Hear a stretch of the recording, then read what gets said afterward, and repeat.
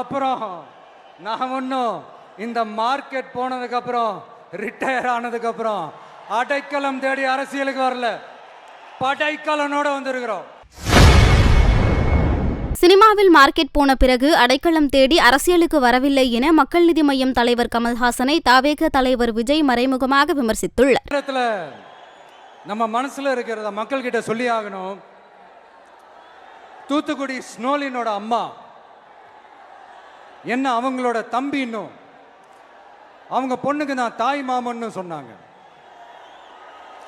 அந்த அக்காவோட குழந்தைக்கு மட்டும் இல்லைங்க, என்ன அண்ணனா தம்பியா நினைக்கிற தமிழ்நாட்டில் இருக்கிற என்னோட எல்லா சகோதரிகளின் குழந்தைகளுக்கும் நான் இன்னைக்கு மட்டும் இல்ல, என்னைக்குமே ஒரு தாய் மாமனா தான் இருப்பேன்.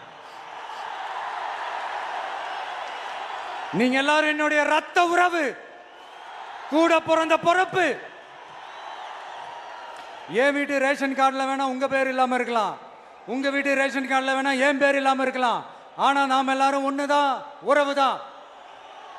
நமக்கு இடையே எந்த அரசியலும் உள்ள நுழையவே முடியாது. என்கிட்ட இருந்து உங்களையும் உங்ககிட்ட இருந்து என்னையும் எந்த சக்தியாலும் பிரிக்கவே முடியாது.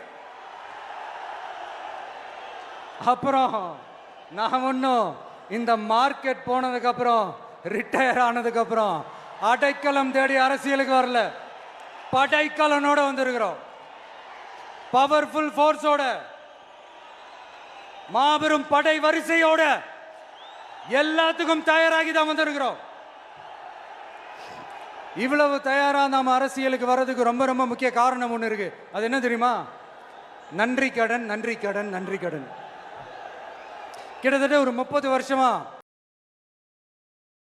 செய்திகளை உள்ளது உள்ளபடி தெரிந்து கொள்ள ரெஃப்ளெக்ட் நியூஸை சப்ஸ்கிரைப் பண்ணுங்க.